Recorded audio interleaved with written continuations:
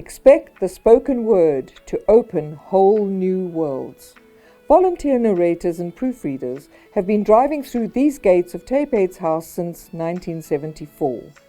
Legendary past volunteers whose names are captured on our honours board and whose voices live on through our library shelves for generations to enjoy.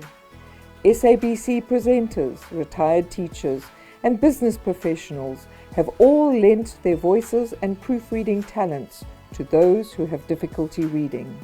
Life's real heroes, like eThekwini living legend Caroline Smart, who has been converting the silent page into the spoken word for the past 58 years.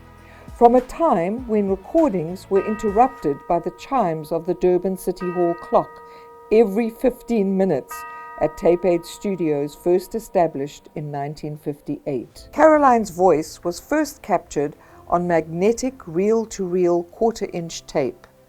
Then, at the turn of the century, audio engineers were replaced by computers, and some tech-savvy volunteers began managing their own recordings, whilst some professional voices elected to keep technical monitoring assistance.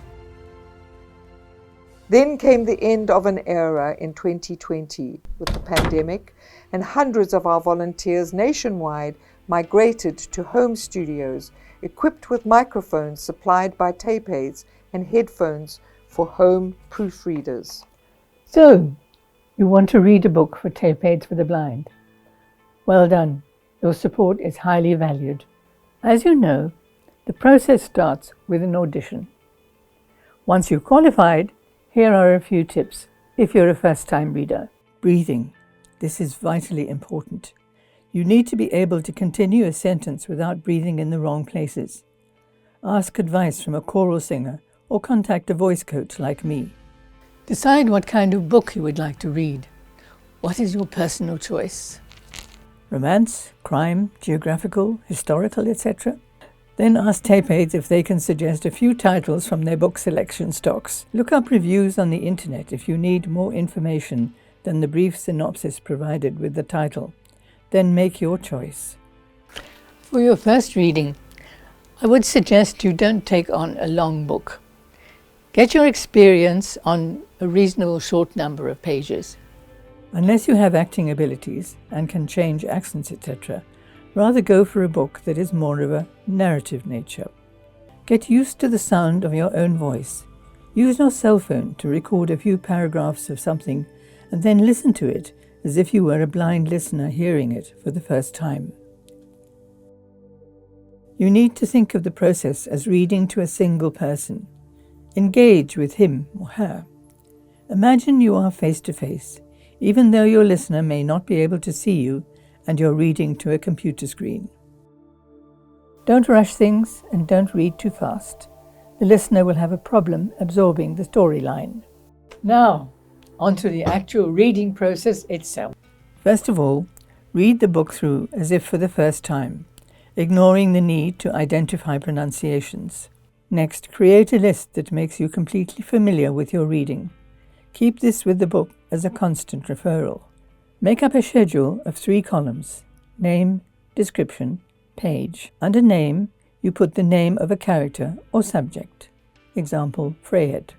Under description, you describe the character: soft-spoken, bossy, loud-mouthed, etc. Also note if the character speaks with an accent, French, German, etc. Under page, you note the page that the character or subject is identified. You also need to list the pronunciation of names or words unfamiliar to you. You can Google the word or name by asking, "How do you pronounce," whatever it is. The answer is always very clear to understand. Surrogate. Lastly, now that you're in command of the text, you need to go through the way the words are set out. Get yourself a pencil that is easy to rub out afterwards and mark potential problems. A space to breathe in a long sentence. Mark something that should be emphasized to be better understood.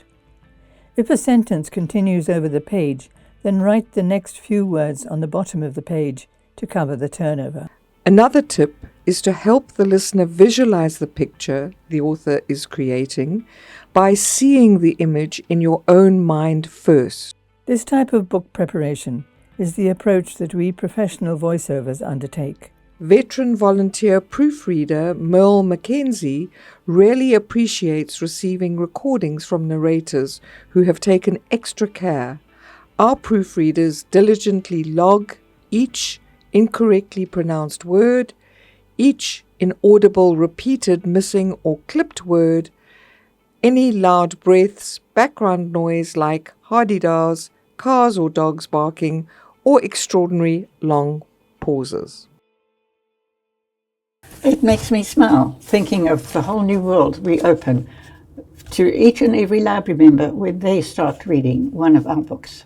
Volunteer proofreaders and narrators from across the country, as well as some currently overseas, send their logged editing corrections or final raw recordings through to Maritza either in our prepaid courier bags or by uploading via Google Drive to our bespoke PAS, Production Administration System software, stored and administered in the cloud. Production data and book progress records are coordinated via the PAS to ensure acknowledgements and book dedications are correctly captured. Maritza quality checks recording levels and cleans up plosive B or sibilant S sounds, as well as background noise and audible breaths, and things like page turning when required.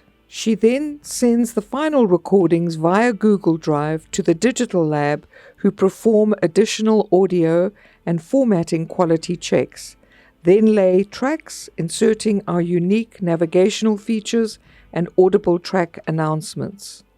The mastering department checks the tracking sequencing and creates a high-resolution master as well as encoding an online master version, which are sent to Maritza. Head of Library Operations uploads data and audio files onto our Library Management System, our LMS, as well as uploading images and audio files onto our accessible, user-friendly website's digital catalog. For our library members to select and download their favorite genres, authors, or narrators, we celebrate our dedicated volunteers who bring so much joy to our thousands of library members. Reaching out and touching hearts and minds, opening whole new worlds for our library members to enjoy for generations.